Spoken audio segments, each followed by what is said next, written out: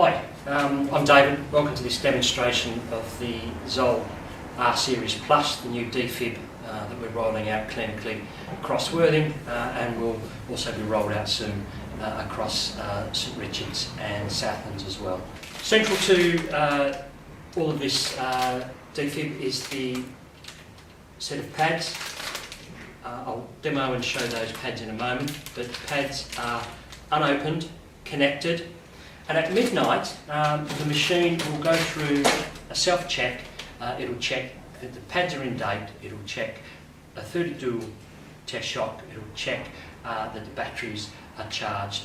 If the check is okay, you'll notice a small tick here in green. If it fails its test or its readiness test, what it will do is you'll end up with a red cross. If it does a red cross, on the screen will be a log of what failed on that test. The defib will be fine, but it's probably because the pads weren't connected. So, as I mentioned, central to all of this is the one-step CPR AA pads. Now the AA refers to anterior approach. Once the pads are open,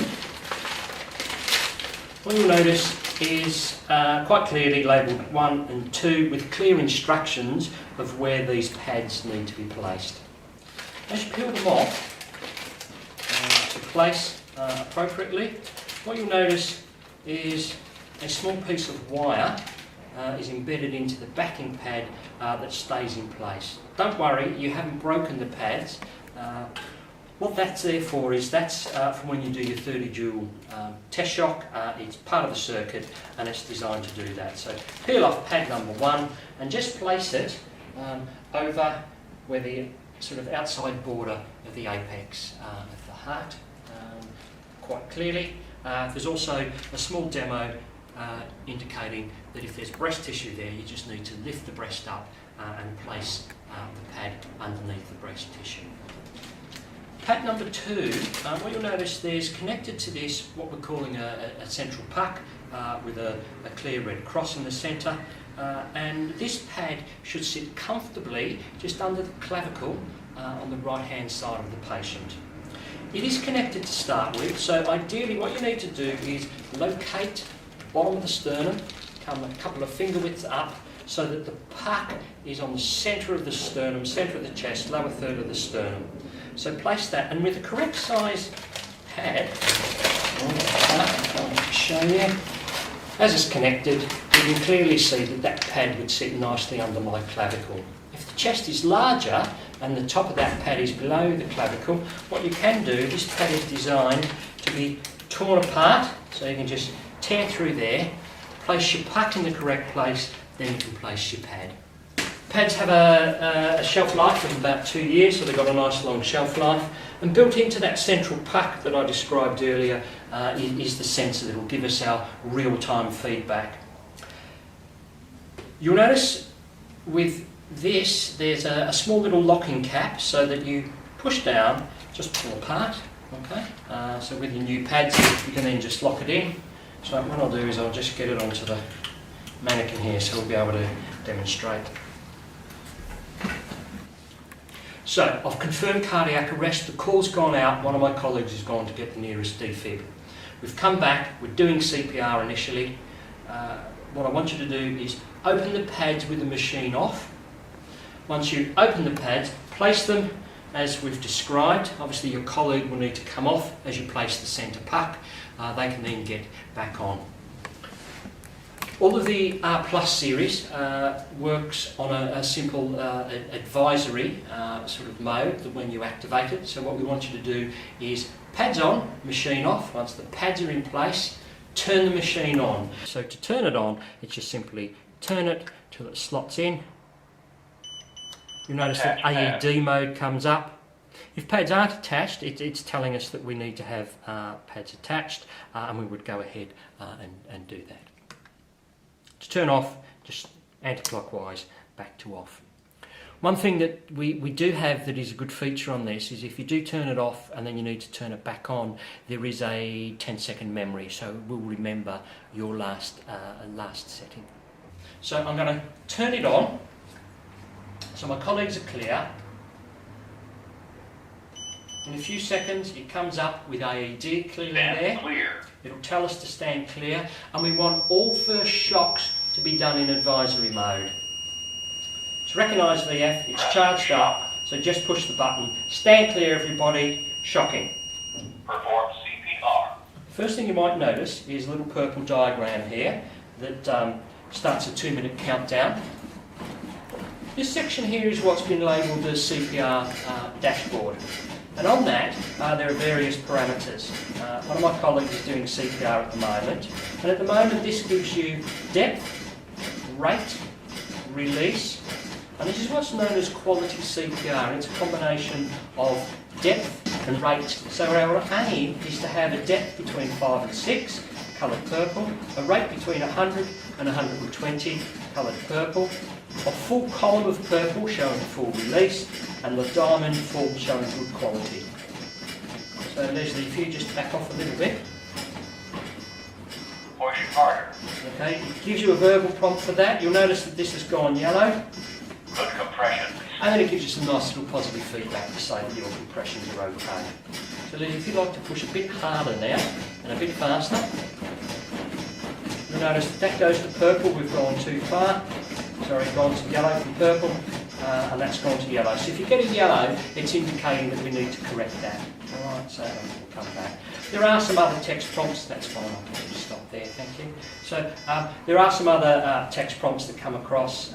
Those text prompts are things like fully release, the idle time. You'll notice now this counter has gone from rate and depth to an idle counter, so we've now been off for 16 seconds. There is no prompt for that. So that's it as far as an AED mode goes. The machine powers into AED mode, it self-selects energy, it will then go through the appropriate energy settings. So the R series uses a rectilinear biphasic waveform, shocks at 120, 150 and then escalates to 200, and it does that automatically whether you're in advisory mode or manual mode.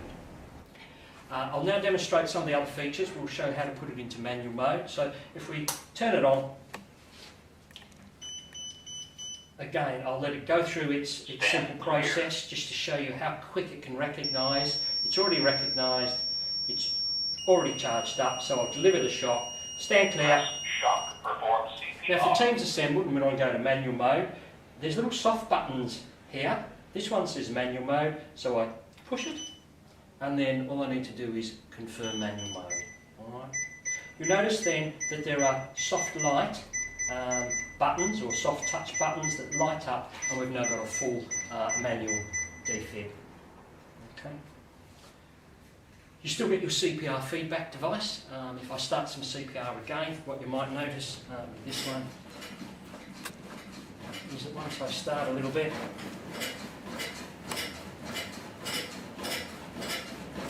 okay, the metronome will kick in at some point.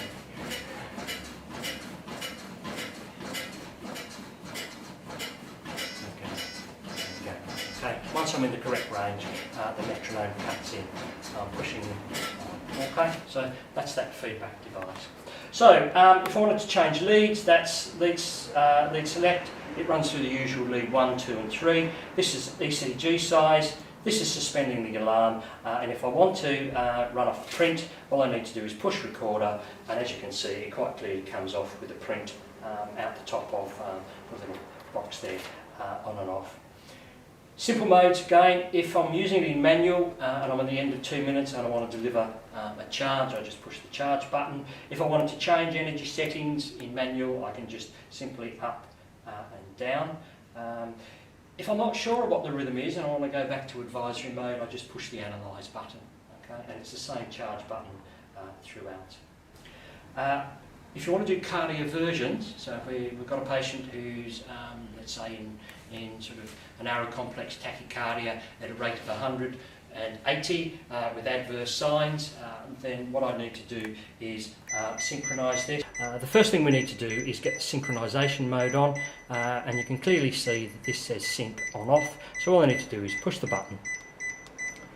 You then get a white marker in each QRS that is indicating that we're synchronising to the QRS, which is where we want to deliver the shock. The synchronisation energy levels with the R Plus is 75, 120, 150, then 200, irrespective of whether the rhythm is broad or narrow complex. So I've got a narrow complex tachycardia with adverse signs. My anaesthetist is happy that the patient is sedated enough, so I'm going to select 75, charge up by pushing the charge button, make sure everybody's clear and back, and then all I need to do is push and hold the button to deliver the shock. What you'll notice now is that the white marker has gone off. This is just in case we need to defibrillate the patient. So what I need to do before I do the next one is put the synchronisation button back on, increase the energy to our 120 joules, charge up, deliver my second shock now, stand clear, shocking, and carry on. Okay, so one other feature I need to show you is external pacing. Not all machines have pacing device there scattered throughout the truss, but the pacing device, if there is pacing there, it clearly shows green. Now to pace, all we need to do is flick it anti-clockwise, through off, and then back down to pacer. And as you can see, the draw drops down and you've got your two pacing dials. So if it's post-arrest and I've already got these pads on, I can cardiovert and pace through those. However, if you're going to do pacing or you're going to do cardioversion without the CPR pads on, you just need to get a set of the old skin-tacked pads that we used. We use an anterior-posterior approach. They do connect in to the same port, so they will connect in into this port here, which I'll show you in a moment. And with a set of the old pads, so you do need to keep some of them there. And you can see now that it's telling me that leads are off to pace. So even though they're multifunction pads, you do need to put on your 3 leads. So I'll just put them on the little heart simulator. What you'll notice here is that our pacing is set at 70 pace beats per minute, but 0 milliamps, so it's not on until I dial up. Now that I've got my leads on, I've got set pace milliamps, and all I need to then do is dial the output device clockwise, and as you notice, as I turn, I can feel a little notch as it turns, and milliamps begin to increase. So now I can just dial it up until my pacing spike captures, and you'll notice that the pacing spike then goes in front of a QRS that changes polarity. That captured at 52 this time, so I'm just going to put a couple of extra on that. This is electrical capture. I now need to come back, reassess the patient and make sure that we've got mechanical capture. If your colleague, a senior or consultant, turns up and they want to know what the underlying rhythm is, rather than turning it off, you just need to push this button 4 to 1, which is push and hold, and what you'll notice is that we just pace 1 in every 4, and I can still see my underlying rhythm, which obviously is a complete heart block under that. So then as soon as I let go, it goes back to demand pacing. One final little thing that I just need to show you with this one is on a daily check, we don't need to do our self-check anymore. As I said, it checks itself each day. All you need to do is check to make sure that it's plugged in. If it's plugged in, you'll get a green light. If the battery's fully charged, you get a green light there. If that's on amber, it means the battery's charging up. On the top of the battery here, the smart batteries, if you're not plugged in, you're not on mains, you're not sure how much longer you've got. If you push where it's indicated on the top of the battery here, what you'll notice is it will light up. I can now tell that this battery is fully charged, and as each light goes out and we move down, we then have an indication of how much battery life you've got. So once I go from full to the next one, I have there, it's marked 1 hour and 30 minutes. I have about 1 hour and 30 minutes of monitoring off. If you get down to here where we've got low battery, you still have enough energy in there to be able to deliver a few shocks, but obviously all you need to then do is just plug it back into mains and that will run. The final little thing I just need to show you is if I'm going to do cardioversion and pacing with the older style pads, so that one will be in the front one on the back. With cardioversion as well, you can go across to the right hand side of the sternum a little bit, just so that we're going to sort of hit the top of the heart, the atria first when we're cardioverting. You do sometimes get a little bit more success with that. What you need to do is take off, unplug, and that will then just plug in and click on, and we can then go through into the pads. Just one little bit of troubleshooting. If your recorder paper runs out, all you need to do is push the little button right here on the top. So if we just lift it up and show you. So if I push that, what will happen is a little flap will fold up. Get your set of folded fan paper out, and with the arrows marked popping in that way, slide it in, just pull a little piece out and then close down. And then all we need to do to make sure that it's all right is just hit recorder, and you can see then that it will run clearly out of the top.